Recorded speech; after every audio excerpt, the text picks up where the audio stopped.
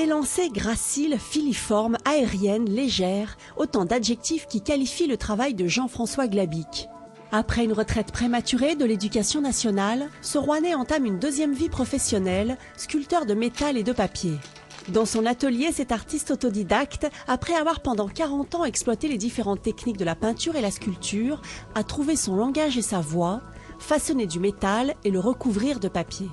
Tout commence par le pied, le support de la sculpture, puis ensuite vient le tour du métal qui prend forme, pour ensuite être recouvert de papier très coloré. Je suis quelqu'un qui adore la couleur. La couleur, pour moi, c'est la vie.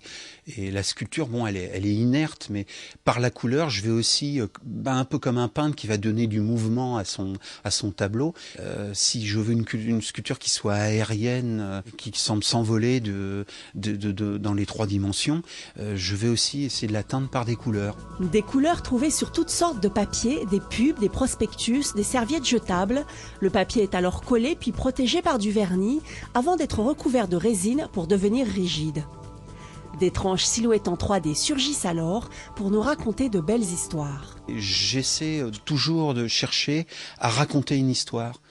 Un enfant avec sa mère, un personnage qui regarde un autre, 2 personnages qui se confrontent, soit pour des rapports de force, soit pour des disputes, soit pour des conflits, des personnages qui sont toujours en quête. Petit à petit, Jean-François Glabic se fait connaître et ça marche. Ses sculptures, l'offrande et l'hymne à l'amour ont été sélectionnés pour participer au Salon des artistes français au Grand Palais qui se déroule à Paris jusqu'au 2 décembre. Pour moi, ça a été d'une part une grande satisfaction et j'y vois aussi effectivement une part de reconnaissance. C'est-à-dire que des gens ont été émus par mon travail, ont reconnu en ce travail quelque part un certain professionnalisme. Parce que quand on démarre, on a toujours l'impression de rester dans l'amateurisme. Actuellement exposé à Elbeuf ainsi qu'à Rouen, vous pouvez aussi découvrir son travail sur son site internet www.glabic.fr.